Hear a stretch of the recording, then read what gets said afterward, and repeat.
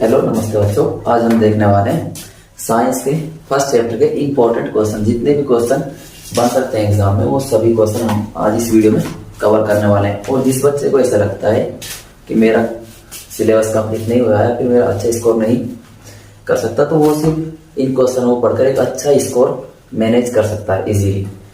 तो हम देखते हैं पहला क्वेश्चन क्या है तुम्हारा।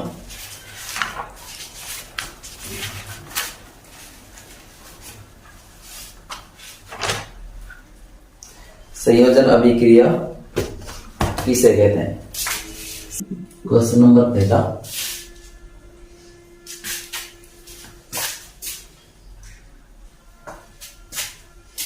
ये संयोजन अभिक्रिया।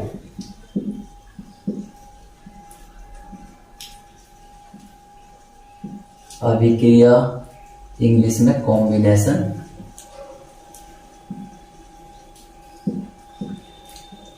रिएक्शन। हमें पता है जैसे कॉम्बिनेशन या संयोजन, जब भी कोई चीज दो चीजें आपस में जुड़ती हैं तो क्या करते हैं, कंबाइन करते हैं, और इसी का बोलते हैं कॉम्बिनेशन रिएक्शन। तो कॉम्बिनेशन क्या जाएगा, C+O2 हो जाएगा CO2। तो यहाँ पर क्या हो रहा है, दो एलिमेंट्स आपस में जुड़ रहे हैं, कार्बन और ऑक्सीजन, ये क्या हो जाएगा CO2। तो ये एक प्रोडक्ट बन जाएगा, इसको बोलते हैं प्रोडक्ट, और ये हो जाएंगे रिएक्टेंट। तो उनके हो जाएंगे रिएक्टेंट, यानी कि जो केमिकल रिएक्शन के अंदर जो एलिमेंट्स भाग लेते हैं या पार्टिसिपेट करते हैं वो कहलाते हैं रिएक्टेंट, और जो बनता है उसके रिएक्शन के फलस्वरूप जो बनता है उसको बोलते हैं प्रोडक्ट। तो ये कौन सा संयोजन अभिक्रिया, जैसे H+O2, H2+O2 क्या बन जाएगा, H2O। अगर इसको बैलेंस करना तो यहाँ 2 लगा दो और यहाँ पर 2 लगा दो, एक हो जाएगी कॉम्बिनेशन रिएक्शन। तो हम देखते हैं सेकंड क्वेश्चन है कोयले का दहन, यानी बर्निंग ऑफ कोल। कोयला जब जलता है तो क्या होता है, तो कोयले का होता है कार्बन। और हमको पता जब भी केमिकल रिएक्शन में अगर जलाने की बात की जाए, बर्न की बात की जाए तो किससे करवाते हैं, ऑक्सीजन से। तो O2 तो क्या होना था, CO2। कार्बन जब जलता है क्या होता है, CO2। यानी कौन सी गैस निकलती है, carbon dioxide. Carbon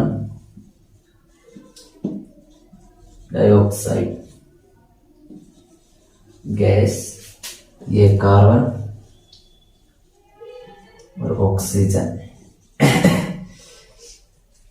burning of coal. और ये सारे क्वेश्चन प्रीवियस ईयर क्वेश्चन है, यानी जो भी तुम्हारे क्वेश्चन लास्ट 5 या 10 ईयर्स के अंदर जो क्वेश्चन हुए हैं वो सभी क्वेश्चन है। कोई भी क्वेश्चन ऐसा एक्स्ट्रा नहीं है, और सारे इंपॉर्टेंट क्वेश्चन है जो इसके अंदर हम करने वाले हैं। तो उसके बाद है बुझे हुए चूने की निर्माण विधि। तो बुझा हुआ चूना क्या होता है, बुझे हुए चूना से तो ज्यादा COOH2, यानी कि जब हम क्या करते हैं कैल्शियम का ऑक्साइड की क्रिया करवाते हैं किसे, H2O, तो क्या बनता है CaOH2। तो ये क्या होता है, बुझा हुआ चूना या लाइम वाटर। लाइम क्या होता है, कैल्शियम ऑक्साइड,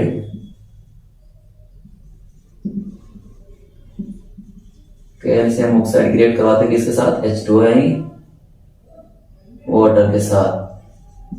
तो क्या बनता है, कैल्शियम हाइड्रोक्साइड, जिसको बोलते हो बुझा हुआ चूना है, लाइम वाटर। और C ऑक्साइड होता है बिना बुझा हुआ या फिर क्यूब लाइम। उसके बाद नेक्स्ट क्वेश्चन है वियोजन अभिक्रिया। वियोजन का मतलब है डीकंपोजिशन अभिक्रिया। क्या हुआ, देखो वियोजन का मतलब है तोड़ना, किसी चीज को तोड़ना। जब हम किसी चीज को दो उसमें डिवाइड करते हैं, दो पार्टों में, जैसे मान चलो H2O क्या होता है, जल। जब इसकी रिएक्ट करवाते हैं, इसको तोड़ते हैं, इसमें हीट देते हैं, तो किसमें टूट जाता है, हाइड्रोजन प्लस ऑक्सीजन, H2O और O2 में टूट जाता है। इसी तरह CO2 कार्बन डाइऑक्साइड, जब इसको भी हीट देते हो, गर्म करते हो, इसी तरह कार्बन प्लस ऑक्सीजन के अंदर, तो ये कैसे एक पार्ट कितने एक रिएक्टेंट है, एक पार्ट है, एक बड़ा पदार्थ है जो कि टूटा दो छोटे पदार्थों में सी और O2। जैसे कि ये कोई अपने पास बड़ा पदार्थ है और इसको हम गर्म कर रहे हैं या दबा रहे हैं और इसको दो पार्ट हो, अब इससे क्या बन जाए, दो छोटे छोटे पार्ट बन जाए। क्या बन जाए, दो छोटे छोटे पार्ट बड़े से छोटे बन जाए। तो ये क्या हो जाएगा, डीकम्पोजिशन। कॉम्बिनेशन का मतलब होता है जुड़ना। जैसे दो छोटे छोटे एलिमेंट्स या प्रोडक्ट जुड़कर क्या बनाते हैं, बड़ा प्रोडक्ट। छोटे पदार्थ मिलकर बड़ा पदार्थ, वो हो जाएगा कॉम्बिनेशन या संयोजन मिल गया। और इसका जस्ट अपोजिट होता है वियोजन या डीकम्पोजिशन अभिक्रिया, जिसमें क्या होता है, एक बड़ा पदार्थ टूट कर क्या बनाता है, दो छोटे छोटे पदार्थ बनाता है। इसको बोलते हैं डीकम्पोजिशन रिएक्शन या वियोजन अभिक्रिया। इसके बाद आता है विस्थापन अभिक्रिया या द्विविस्थापन अभिक्रिया। विस्थापन का अभिक्रिया का मतलब है जब कोई अधिक रिएक्टिव पदार्थ किसी कम रिएक्टिव एलिमेंट्स या पदार्थ को उसके स्थान से डिस्प्लेस कर दे। जैसे कोई ताकतवर इंसान है, वो क्या कर दे, दूसरे कमजोर व्यक्ति को उस जहां पर वो बैठा उसको हटाकर वहां खुद बैठ जाए, इसको बोलते हैं विस्थापन। और द्विविस्थापन अभिक्रिया का मतलब जब कोई एलिमेंट्स रिएक्टिव पदार्थ का एक ग्रुप हो, एक समूह जो दूसरे समूह को वहां से हटा दे। जैसे क्या होता है, मान चलो कहीं पर शादी हो रही है, वहां पर कुछ दबंग टाइप के लोग आ जाते हैं और वहां पर कुछ लोग बैठे हैं, चेयर पर कुछ लोग बैठे हैं टेबल पर, तो वो आते हैं उनको वहां से हटा देते हैं। यानी कि ये क्या हो गया, द्विविस्थापन अभिक्रिया। जब एक से ज्यादा एलिमेंट्स या प्रोडक्ट किसी दूसरे समूह को वहां से हटा दे और खुद उसका स्थान ले ले, इसको बोलते हैं द्विविस्थापन अभिक्रिया। और विस्थापन में क्या होता है, जब सिर्फ एक सिंगल एलिमेंट दूसरे सिंगल वीक एलिमेंट को उसके स्थान से हटा देता है, तो उसको बोलते हैं विस्थापन अभिक्रिया। जैसे आता है CuSO4 प्लस Zn, तो यहां पर क्या होगा, Zn किसको हटा देगा, Cu को, तो क्या बन जाएगा ZnSO4 प्लस Cu। ये तो हो गया विस्थापन अभिक्रिया। इसका स्थान कौन ले लेगा, Cu का Zn। ये होता है कॉपर सल्फेट,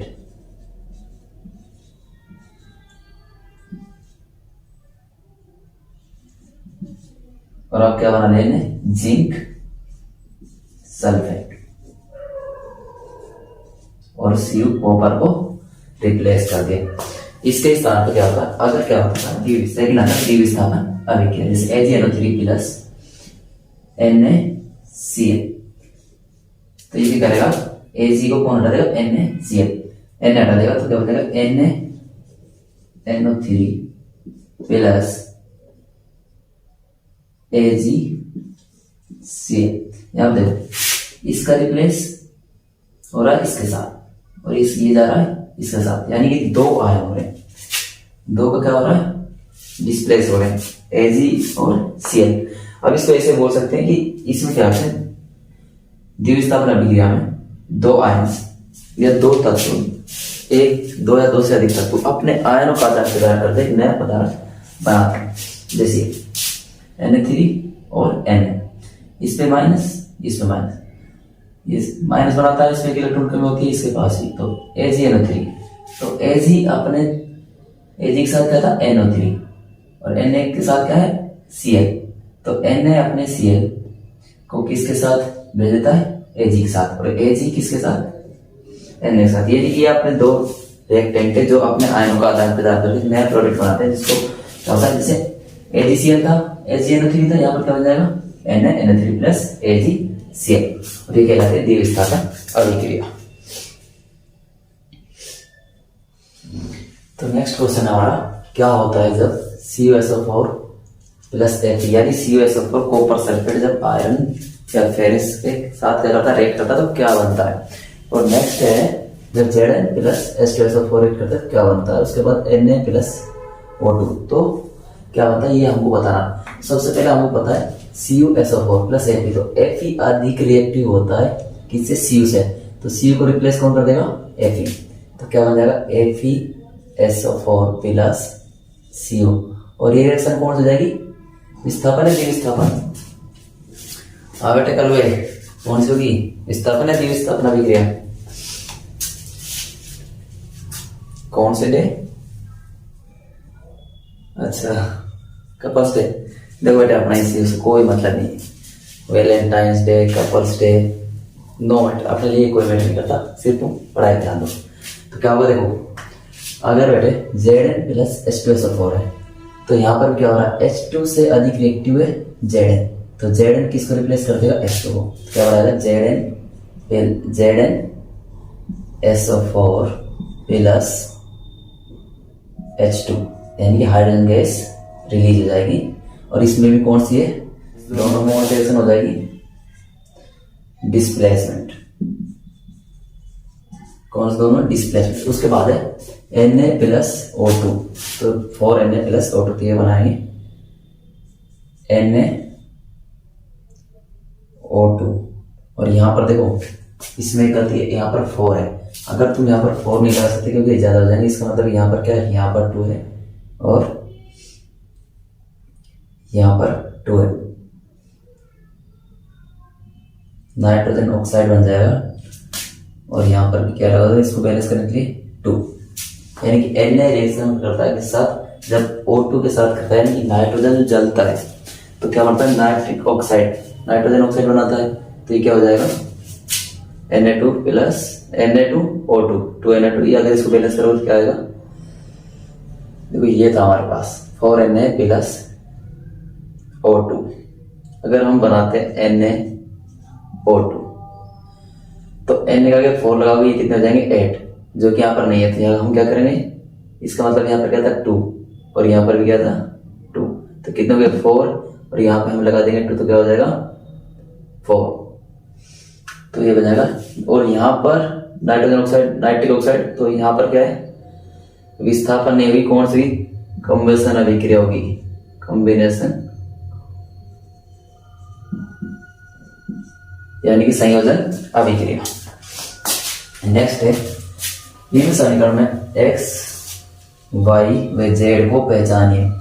जब Cu प्लस y नमी, इसका मतलब यहाँ पर क्या है? H2O। नमी की बात हो रही है, क्या यहाँ पर? H2O। क्या बना था? हरा पदार्थ। इसका मतलब हमको पता है। तो ये क्या करेगा? CO2 के साथ कर लेगा अभिक्रिया। क्या बनाएगा? कॉपर कार्बोनेट, जो कैसे था? हरा पदार्थ, यानी कार्बोनेट बनता है। उसके बाद Ag प्लस y O2 की उपस्थिति में रिएक्ट कर रहे हैं, क्या बना? Ag2 plus S। इसका मतलब है किससे कर रहा है? H2S से रिएक्ट कर रहा है। किससे कर रहा है? H2S, हाइड्रोजन सल्फाइड से। और क्या बना रहा है? Ag2S, और क्या निकल जाता है? H2, हाइड्रोजन निकल जाता है। इसके बाद FeSO4 गरम करें, FeSO3, उसके बाद इसका बन जाएगा SO2, सल्फाइड ऑक्साइड। नेक्स्ट है निम्न अभिक्रिया में A को पहचाने। हम क्या होता है ना? A। और इस तरह के क्वेश्चन आते हैं और ये इंपॉर्टेंट जरूर आते हैं, हर एग्जाम में देखने मिलता है। तो हमको पता है Cu और Zn से सबसे अधिक रिएक्ट कौन सा है? Zn। तो क्या बनाएगा? ZnSO4। दूसरा इसमें एल्कली, ये पता है Cu तो निकल ही रहा है, तो Cu निकल गया तो बचा क्या? Zn किस साथ जुड़ जाएगा? SO4 के साथ। तो इसमें क्या हो जाएगा? ZnSO4। इसके बाद Na2SO4 प्लस BaCl2। और यहाँ पर एक कौन सी रिएक्शन अभिक्रिया? कौन सी? डिस्प्लेसमेंट या विस्थापन अभिक्रिया। कौन सी है? विस्थापन अभिक्रिया। इसके बाद Na2SO4 BaCl2। यहाँ पर भी हम क्या बता रहा? A, और क्या? Na और Cl। देखो Na यहाँ से आ गया और Cl यहाँ से, तो NaCl के बचा क्या हमारे पास? Ba और SO4। तो ये क्या बन जाएगा? BaSO4। और यहाँ पर ये रिएक्शन हो जाएगी डबल डिस्प्लेसमेंट, यानी कि द्विव विस्थापन। इसके बाद अपचयन उपचयन रेडॉक्स अभिक्रिया, ये लास्ट पॉइंट था। इसके बाद हमारा एक और बच जाता है संक्षारण कर देता है, यानी कि रेंसिडिटी, और दूसरा जनलग्न। तो इसके बाद रिडक्शन, इसका हमको पता है इसमें O2 क्या होता है, O2 का लॉस होता है और H2 गेन होता है रिडक्शन का अंदर। ऑक्सीडेशन में क्या होता है, O2 गेन होता है और H2 का लॉस होता है। और रेडॉक्स अभिक्रिया में ऑक्सीडेशन और रिडक्शन दोनों एक साथ चलते हैं, ये दोनों एक साथ चलते हैं तो होते हैं रेडॉक्स अभिक्रिया। तो अपचयन क्या होता है, इसमें ऑक्सीजन निकलता है, ऑक्सीजन का त्याग होता है और हाइड्रोजन जुड़ता है। जैसे अपोजिट केस में होता है उपचयन में, इसमें ऑक्सीजन जुड़ता है, योग होता है, हाइड्रोजन का त्याग होता है। और इसमें दोनों होते हैं, ऑक्सीजन और हाइड्रोजन दोनों एक साथ जुड़ते भी और हटते भी। तो अपचयन इसमें क्या होगा, जैसे CuO प्लस H2, तो इसमें क्या होता है, ऑक्सीजन निकलता है, हाइड्रोजन जुड़ता है, तो क्या हो जाएगा Cu प्लस H2O। इसके साथ ऑक्सीजन था, हट गया, किसके साथ जुड़ गया, हाइड्रोजन के साथ, तो इससे क्या हो गया, इसमें हो गया रिडक्शन, यानी ऑक्सीजन का त्याग हो गया। इसका रिडक्शन देखते हैं, किसका रिडक्शन का, ZnO प्लस C, तो Zn प्लस CO2, यहां से क्या हो गया, हाइड्रोजन ऑक्सीजन निकल गया। और देखते हैं ऑक्सीडेशन, ऑक्सीडेशन मतलब इसमें ऑक्सीजन जुड़ता है और हाइड्रोजन का त्याग होता है। जैसे C प्लस O2 क्या बनेगा, CO2। नेक्स्ट इसी का एग्जाम्पल ले लेते हैं, अपोजिट है ना, तो Cu प्लस H2O क्या बन जाएगा, CuO प्लस हाइड्रोजन निकल जाता है। तो ये क्या हो जाएगी, हर एक को लिखना चाहो तो लिख लो, तो इतना भी हो जाए, जब भी गलत नहीं होगा। और तुम्हारे समझने के लिए H2 गैस निकल जाता है, यानी कि Cu के एक कराओ किस साथ, H2 के साथ, तो क्या बन जाएगा Cu प्लस H2। तो इसके साथ क्या जुड़ रहा है, ऑक्सीजन, और यहाँ क्या हो रहा था, ऑक्सीजन निकल रहा है, किसके साथ जुड़ रहा है, हाइड्रोजन के साथ। तो अपचयन और उपचयन हो गया। अब इसके बाद होता है हमारा रेडॉक्स अभिक्रिया। और देते हैं रेडॉक्स अभिक्रिया। रेडॉक्स अभिक्रिया में क्या होता है, एक के साथ ऑक्सीजन जुड़ता है, एक साथ से हटता है, या फिर हाइड्रोजन जुड़ता है, ऑक्सीजन हटता है। CuO प्लस H2 क्या बनाएगा, Cu प्लस H2O। देखो यहाँ से ऑक्सीजन किस साथ जुड़ा, H2 के साथ, तो इसका क्या हो जाएगा, ऑक्सीडेशन। ऑक्सीडेशन इसको बोलते हैं उपचयन अभिक्रिया। और यहाँ से हाइड्रोजन और ऑक्सीजन, हाइड्रोजन साथ सॉरी कॉपर के साथ साथ क्या जा रहा है, ऑक्सीजन निकल रहा था, ये हो जाएगी रिडक्शन, रिडक्शन अभिक्रिया या फिर अपचयन अभिक्रिया। यानी कि कार्बन देखो दो रिएक्शन हो रही है एक साथ, ऑक्सीडेशन भी हो रही है, रिडक्शन हो रही है। इसके साथ से ऑक्सीजन हटा, किस साथ, कॉपर के साथ से ऑक्सीजन का त्याग हो रहा है, तो क्या हो रहा है, रिलीज हो रहा है, तो क्या हो जाएगा, इसके क्या हो जाएगा, ऑक्सीडेशन, यानी कि अपचयन हो जाएगा। और दूसरी ओर हाइड्रोजन के साथ ऑक्सीजन जुड़ रहा है, तो इसका क्या हो जाएगा, ऑक्सीडेशन। ऑक्सीडेशन जिसमें हाइड्रोजन सॉरी ऑक्सीडेशन क्या होता है, ऑक्सीजन का ऐड होता है, ऑक्सीजन ऐड होता है, फिर ऑक्सीजन गेन होता है, यानी कि हाइड्रोजन ऑक्सीजन जुड़ता है। जब रिडक्शन में क्या होता है, ऑक्सीजन निकलता है या फिर ऑक्सीजन का त्याग होता है, जो कि कॉपर से साथ से क्या जा रहा है, हाइड्रोजन निकल रहा है, इसका जो H2 बना रहा है, तो इसका क्या हो जाएगा, ऑक्सीडेशन, और कॉपर हो जाएगा रिडक्शन। ये होती है रेडॉक्स अभिक्रिया, जिसमें रिडक्शन और ऑक्सीडेशन साथ साथ चले। नेक्स्ट है हमारा पॉइंट कि ऊष्मा का आधार पर, ऊष्मा यानी कि हीट या एनर्जी के बेस पर अभिक्रिया कितने प्रकार की होती है। ऊष्मा के आधार पर रिएक्शन की अभिक्रिया, तो ये होते हैं 2 टाइप्स की। कौन कौन सी होंगी, ऊष्माक्षेपी, दूसरा ऊष्मा शोषी। तो हमें इसके नाम से बता रहा ऊष्माक्षेपी यानी जिसमें ऊष्मा क्या हो रही हो, रिलीज हो रही हो, और दूसरा ऊष्मा शोषी जिसमें ऊष्मा का शोषण या अवशोषित की जा रही हो, ऑब्जर्व की जा रही हो, होती है ऊष्मा शोषी और ऊष्मा क्षेपी। देखो जैसे कि हम CH4 होता है, इसे एग्जांपल देते हैं। CH4 क्या होता है, मैथेन। जब उसको जलाते हैं, CH4 को जलाते हैं क्या होता है, CO2 प्लस H2O, और उस टाइम क्या निकलती है, हीट या ऊष्मा क्या निकलती है, ऊष्मा या फिर हीट रिलीज होती है, तो वो क्या हो जाती है, ऊष्माक्षेपी अभिक्रिया। तो ऊष्मा को हम CH4 को जलाते हैं, O2 से क्रिया करेगी, CO2 से, O2 से क्रिया करते हैं क्या बनती है, CO2 प्लस H2O। बैलेंस करो इसको, इसके साथ बैलेंस करना सीख जाएंगे इसके अंदर। देखो बैलेंस, CH4 है, O2 है, इधर भी C है और H है। H कितने हैं यहाँ पर 2, और यहाँ पर कितने 4। तो सबसे पहले हम उसको बैलेंस करते हैं जिसकी संख्या ज्यादा होती है, नंबरिंग ज्यादा होती है। तो H2 यहाँ पर क्या लगा दो 2, तो यहाँ पर हाइड्रोजन कितने हो जाएंगे 4। इस तरह लिख लो, कार्बन हाइड्रोजन ऑक्सीजन, या कार्बन हाइड्रोजन ऑक्सीजन। हाइड्रोजन कितने हो गए यहाँ पर 4, यहाँ पर कितने 4।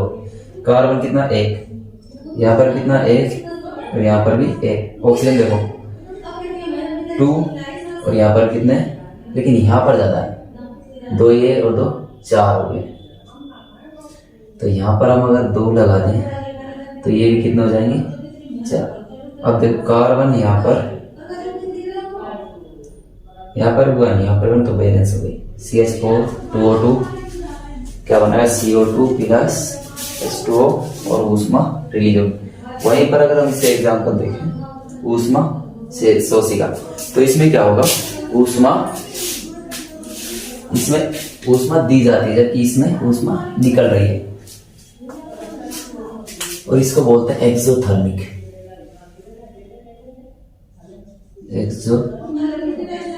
रिएक्शन, और यह होती है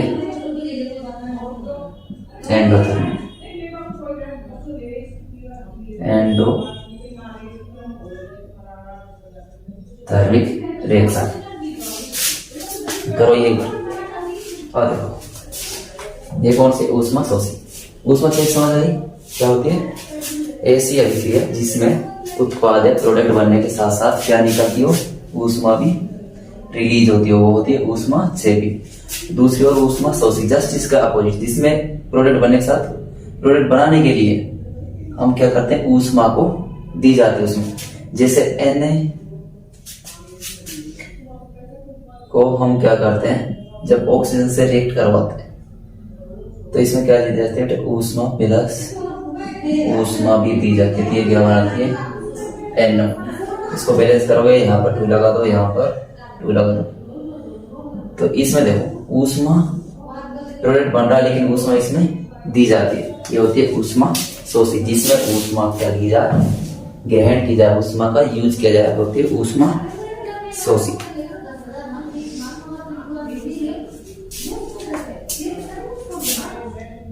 N2 प्लस O2 क्या बनाती है 2NO, और ऊष्मा इसमें दी जाती थी, कैसे हो जाएगी ऊष्मा शोषी। अगर तुमको ऐसा नहीं तो ये सब मिल जाएगा सिंपल। तो हीट इसमें हम देते हैं, इस वजह से क्या होता है इसमें हीट का भी, और हीट दे रहे इसका मतलब क्या है, ऊष्मा उसको दे रहे।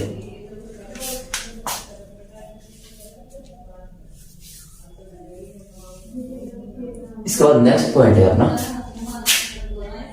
संचारण, और दूसरा विकृत गंधिता, रोस्टिंग या रस्टिंग, और दूसरा होता है ट्रांसिडिटी।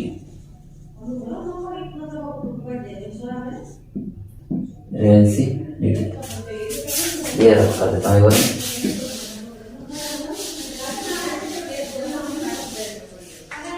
संचरण का मतलब होता है जब कोई धातु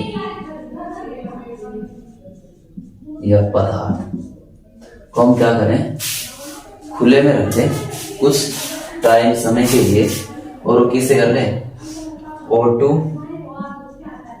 H2O से रिएक्ट कर ले, यानी कि अभिक्रिया करके एक नया पदार्थ बना दे,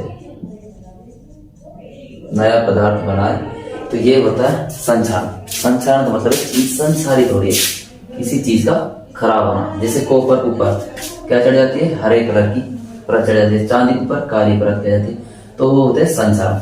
जब धातुओं को खुले में रखने पर वो O2 H2O या कार्बन डाइऑक्साइड यानी कि ऑक्सीजन, नमी और CO2 से अभिक्रिया कर क्या बनाते हैं, नया पदार्थ, जो कि कैसा होता है, खराब या फिर धातु को खराब करती है, वो कहलाती है संचरण।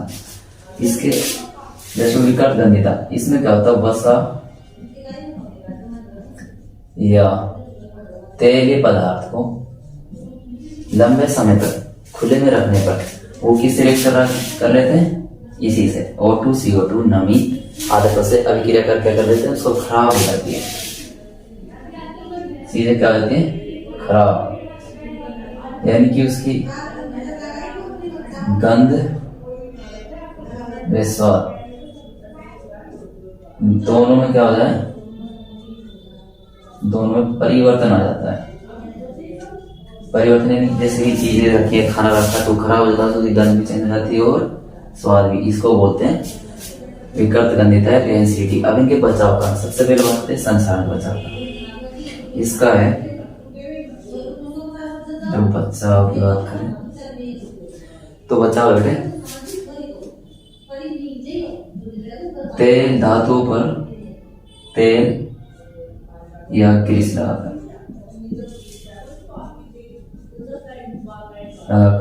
ऑयलिंग कर, दूसरा ग्रीस लगाकर, नेक्स्ट है उस पर पेंट करके,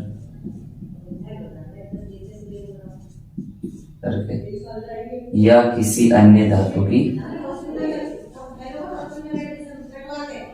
पेंटिंग,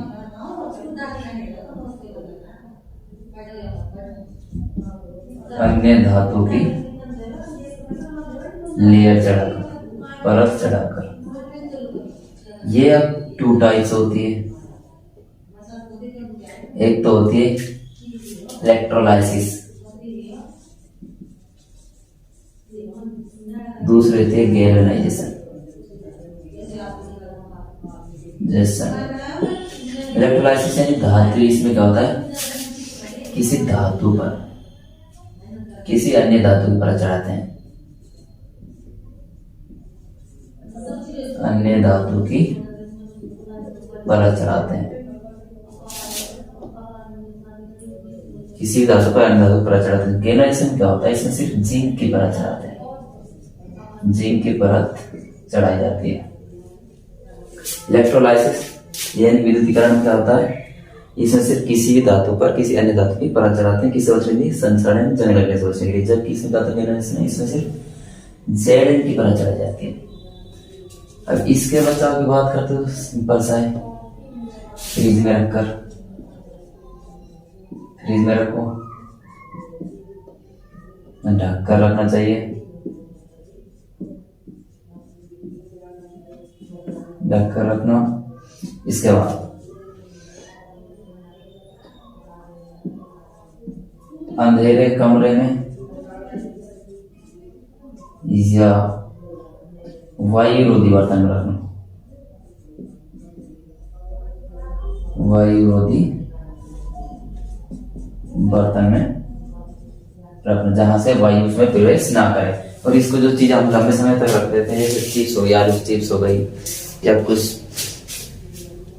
और चीजें होती है जिनको हम क्या करते हैं, जैसे दुकानों पे जो चीजें मिलती हैं तो उनमें हम क्या करते हैं, चिप्स वगैरह के जो पैकेट होते हैं उनमें नाइट्रोजन गैस से उनको फुलफिल किया जाता है, जिससे उसमें क्या खराब ना हो, उसकी गंध और स्वाद दोनों चेंज ना हो, या फिर ऑक्सीजन से वो अभिक्रिया ना करे। तो ये हमारे पूरे चैप्टर का क्या कोई समरी हो गई, या बोलो तो जितने भी इंपॉर्टेंट क्वेश्चन होते हैं वो सारे आ गए। इसके अलावा तुमको पढ़ने की कुछ और जरूरत नहीं है। सिंपल ये देखो, जिस तरह से क्वेश्चन हमने जिस टाइप क्वेश्चन किए हैं उसके उदाहरण देखना। जरूर नहीं कि वही क्वेश्चन है, लेकिन सेम एज इट इज जो रिएक्शन देते हैं ऐसे कैसे क्वेश्चन आते हैं। इसके अलावा इसमें से और कोई इंपॉर्टेंट क्वेश्चन नहीं बनता। इसमें से तुमको सबसे जितनी भी रिएक्शन है, रिएक्शन सारी इंपॉर्टेंट है, एक को मत छोड़ो। विस्थापन, संयोजन, वियोजन वगैरह सब रिएक्शन कैसे हैं इंपॉर्टेंट है। तो दो चीज में छोटे पॉइंट बनते हैं, संचरण और विकर्तन। वो मैंने बताई थी। क्या होता है संचरण, कोई धातु खराब होती है, जबकि विकर्तन तेलीय पदार्थ होते हैं, जैसे सब्जी हो गई, अचार वगैरह, वो सब क्या हो जाते हैं, खराब होते हैं जब हम उनको खुला छोड़ते हैं लंबे समय तक के लिए। वैसा ही किया फिर तेलीय पदार्थ होते हैं खराब होते हैं। किससे क्रिया करते हैं? O2H2 और CO2 से। इसको बचाओ तेलीय ग्रीस लगाकर पेंट करके अन्य पदार्थ धातु की परत चढ़ाकर। ये होते हैं दो तरह से गैल्वेनाइजेशन होता है। एक होता है इलेक्ट्रोलाइसिस, इसमें मतलब किसी धातु की परत चढ़ाते हैं, जबकि इस पर सिर्फ जिंक की परत चढ़ाई जाती है किसी धातु पर। इनको फ्रिज में रखकर ढक कर रखना चाहिए। दूसरा अंधेरे में रखना चाहिए, यानी कि लाइट में ज्यादा नहीं रखना चाहिए, और वायु रोधी बर्तन में रखना चाहिए। तो अब देखते हैं रासायनिक समीकरण को बैलेंस करना है, संतुलित करना। तो सबसे पहले हमको क्या देखना है, रिएक्शन को, और रिएक्शन में देखना कौन कौन से एलिमेंट्स यूज किए हुए हैं। जैसे इसमें क्या है, N है। फर्स्ट वाले को देखते हैं, इसमें कौन कौन से एलिमेंट्स हैं। N यानी कि नाइट्रोजन, सेकंड हाइड्रोजन, कॉपर। देखो Cu, ये दोनों एक है, क्योंकि कई बार CO आ जाता है तो इसमें दोनों अलग होते हैं। लेकिन क्या कोबाल्ट हो, जैसे कोबाल्ट दिया और CO, तो ये एक होता है। अगर C, कोबाल्ट क्या होगा, एक C बड़ा O छोटा होगा, ये हो जाए कोबाल्ट। अगर C और O दोनों दिए हो तो ये क्या हो जाए, कार्बन और ऑक्सीजन, जो कि अलग अलग एलिमेंट्स होते हैं, थोड़ा सा ध्यान रखना। तो कॉपर क्या है, एक, और ऑक्सीजन। तो सेम चीज यहाँ पर होगी, C होगा, या फिर ऐसे लिख लो NaH, कॉपर और ऑक्सीजन। सबसे पहले नंबरिंग उसको देते हैं सबसे अधिक नंबरिंग। जैसे कि हाइड्रोजन कितने यहाँ पर 3, यहाँ पर कितने 2, नाइट्रोजन 1, नाइट्रोजन यहाँ पर 2 है, यहाँ पर 1 है। नेक्स्ट आते हैं कॉपर पर, कॉपर 1, इधर भी 1, ऑक्सीजन 1 है, और इधर भी 1। अब हम बैलेंस करते हैं इसको। सबसे पहले देखते हैं हाइड्रोजन। यहाँ पर हाइड्रोजन कितने 2, जबकि यहाँ पर कितने 3। तो हम इसको क्या करेंगे, इसको 3 बना दो। तो अब ये कितने हो जाएंगे, 6 हाइड्रोजन। हाइड्रोजन कितने हो गए, 6। लेकिन यहाँ पर हाइड्रोजन 6 हो गए, और यहाँ पर कितने 3। तो यहाँ पर अगर 2 लगाते हैं तो क्या हो जाएगा, तो हाइड्रोजन यानी 6। अब देखो नाइट्रोजन कितने हो गए, यहाँ पर 2, इधर कितने 2। अब इसके बाद हाइड्रोजन की संख्या यहाँ पर कितनी हो गई, 3। सॉरी, ऑक्सीजन कितने हो गए, यहाँ पर हो गए 3, और यहाँ पर कितने, हमारे पास सिर्फ 1 है। तो इसको भी 3 कर दो, तो ये कितने हो जाएंगे, 3। नेक्स्ट बचता है हमारे पास, अब देखो कॉपर यहाँ पर हो गए 3, लेकिन यहाँ पर कितना है, सिंगल। ये सिंगल रखा है तो इसको 3 बनाने में कोई प्रॉब्लम नहीं है। तो इसको क्या कर दो, 3। तो ये भी 3 हो गए, और ये भी 3। अब देखो इसको बैलेंस, नाइट्रोजन 2, इधर भी नाइट्रोजन 2, हाइड्रोजन कितने हुए 6, क्योंकि 3 ये 3 दूनी 6। और एक बात हो जाता है, इससे क्या होता है, जो नंबर आगे होता है वो इस हर जितने भी एलिमेंट्स प्रेजेंट होंगे किसी कंपाउंड के अंदर, वो उसका सबका तो है। नाइट्रोजन के लिए भी है और हाइड्रोजन के लिए। अगर ये नाइट्रोजन 2 यहाँ पर होता, सिर्फ किसके लिए होता, फिर नाइट्रोजन के लिए, हाइड्रोजन के लिए नहीं होता। जब भी तो नंबरिंग किसी प्रोडक्ट एलिमेंट के आगे लगी हो तो वो सबके लिए होती है, और जब नीचे हो वो सिर्फ उसी के लिए है।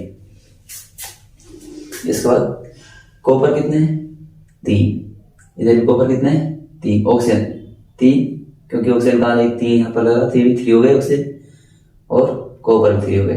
तो ये 3, ये 3। अब देखते हैं यहाँ पर ऑक्सीजन कितने 3, क्योंकि 2 3 आगे लगा हुआ है, 3 कितने जाएंगे 3।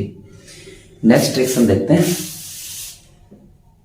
यहाँ पर देखो सोडियम है, ऑक्सीजन है, हाइड्रोजन है और सल्फाइड है। तो यहाँ पर क्या होगा, सोडियम होगा, ऑक्सीजन होगा, हाइड्रोजन होगा, सल्फाइड। Na कितना 1, ऑक्सीजन कितने 4 और 1 5 यानी 5 ऑक्सीजन हो गए, हाइड्रोजन 3, 1 ये 2 ये कितने हो गए 3। इसके बाद है सल्फाइड कितना 1। यहाँ पर रिएक्शन कितने 2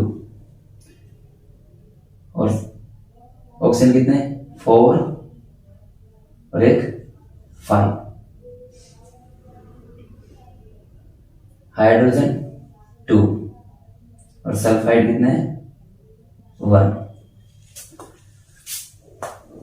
अगर हम इसको अब देखो यहाँ पर 2 है तो हम सबसे पहले किसको 2 बनाएंगे, सोडियम हो गए भाई। तो अब देखो ऑक्सीजन कितने हो जाएंगे 2 ये और 4 ये हो जाएंगे, कितने हो जाएंगे 6, क्योंकि 4 ये और 2 ये कितने हो गए 6। दूसरा इसके साथ क्या जुड़ा है, हाइड्रोजन कितने हो गए 2 ये कितने हो गए 4, क्योंकि 2 ये हो गए हाइड्रोजन और 2 ये कितने हो गए 4, ऑक्सीजन 6। अब बात होती है इधर देखो, यहाँ पर हमको सल्फाइड ऑक्सीजन हम सिंपल से क्या करेंगे, हाइड्रोजन संख्या कितनी 4, इधर कितने 2, तो हम इसको 4 बना देंगे, कितने हो जाएंगे 2 गुना 2 कितने हो जाते हैं 4। लेकिन ऑक्सीजन कितना हो गया यहाँ पर 2 2 4 2 6, तो ये हो गया हमारी बैलेंस। इसमें कोई प्रॉब्लम वाली बात है नहीं और इतने सोचने वाली बात नहीं है, सिर्फ रिएक्शन देखो, उसके अंदर एलिमेंट्स देखने के बाद इस तरह लिख लो। लेकिन ये तुमको वहां नहीं लिखना है जहां पर तुम इसको सोल्व कर रहे हो, वहां पर सिर्फ तुमको क्या लिखना है, बैलेंस रिएक्शन लिखनी है। ये फॉर्मेट सिर्फ तुम रफ पेज में करना, ये गलती वहां मत करना, कभी उसके नीचे करने लग जाओ। ये करना है तुमको रफ पेज के अंदर। सबसे पहले रिएक्शन देखिए, रिएक्शन के अंदर क्या देखोगे, एलिमेंट्स के बाद जिसकी नंबरिंग सबसे ज्यादा है या जो सबसे ज्यादा नंबर, उसको बैलेंस करो। उसको बैलेंस करोगे तो नंबर जो भी कम बढ़ते होगा उसके अकॉर्डिंग, फिर जिसकी नंबरिंग ज्यादा हो उस अकॉर्डिंग इसको करते रहना दोनों साइड से। ऐसा नहीं कभी एक साइड कर रहे हो, दोनों साइड से करना तुमको ये चीज करो। तो हम हमारे चैप्टर के सारे इंपॉर्टेंट क्वेश्चन कर चुके हैं। तो लास्ट हमारे पास ये तुम्हें अपने यूज योर ब्रेन, यानी कि H2 plus Cl2 H2 Cl2 से क्रिया करता है, यानी हाइड्रोजन क्लोराइड से रिएक्शन करके क्या बनाता है, ZnAgNO3। ZnNO3 रेड करके इससे क्या बनाएगा और क्या चीज में रिप्लेस होगी, कौन सी इसमें रिएक्शन रिप्लेस होगी या संयोजन होगी, विस्थापन यदि विस्थापन रेडॉक्स प्रतिक्रिया जो भी होगी वो अपने कमेंट बॉक्स में लिख दें। और ये इनको यूज करना, अगर तुम इसके यूज करने तुमसे हो गए तो समझो तुमसे सारा चैप्टर ये हो गया, इसमें तुमको कोई प्रॉब्लम नहीं आएगी। अगर ये नहीं हुआ तो इसका मतलब तुम लोगों ने इसमें इस क्लास के अंदर कुछ नहीं सीखा। तो अपना ब्रेन को यूज करके इनको करना और कमेंट बॉक्स में इसका रिप्लाई जरूर करना जैसा तुम चाहता है। Thank you so much last तक बनाने के लिए। जय हिंद, जय भारत।